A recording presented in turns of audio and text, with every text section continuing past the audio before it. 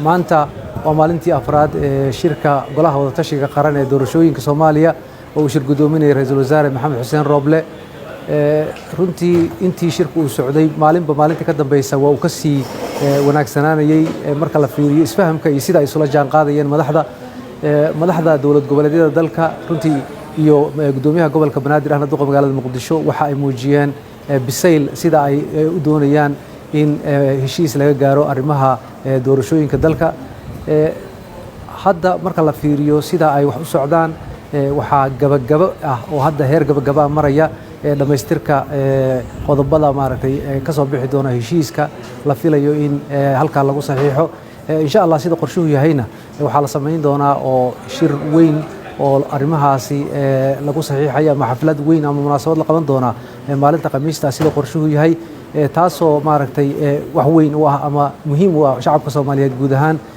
maadaama dadku ay aad uga wardhowrayeen ay u sugayeen natiijada shirkan wuxuu ahaa maaragtay mid si saraaxad leh had iyo jeer ay madaxdu qodob ugu qaadayeen qodobadii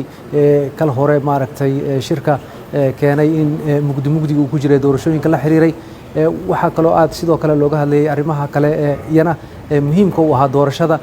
sida amniga doorashada dhammaantoos qodobadaas oo dhan runtii sida muuqata aad baa la isula soo dhaweeyay waxaana la filayaa in maaragtay maalinta Khamiista haddii bedmo sidaan sheegay ay madaxdu heshiiska ama maaragtay ama natiijada ka soo baxday shirkaasi ay iclaamiyaan oo ay noqoto maalinta ugu dambaysa shirka marka la fiiriyo waqtiga juhdiga ay galiyeen madaxda wuxuu shaqaynaysay qaarkood habeenii maalin ra'iisul wasaaraha had iyo jeer xudun u ahaa wada hadaladana waxa uu ahaa qofka maaragtay habeenii maalin ka shaqaynayay sidii shirkaas u guuleysan lahaa insha Allah waxaana la rajaynayaa marka in shirkaasi Soomaalidu ay ka maqlaan wax lagu farxo oo horseeda in dalka doorasho uu aado doorashadaasna ay noqoto mid maaragtay dalka oo dhan si daahfuran uga dhacdo.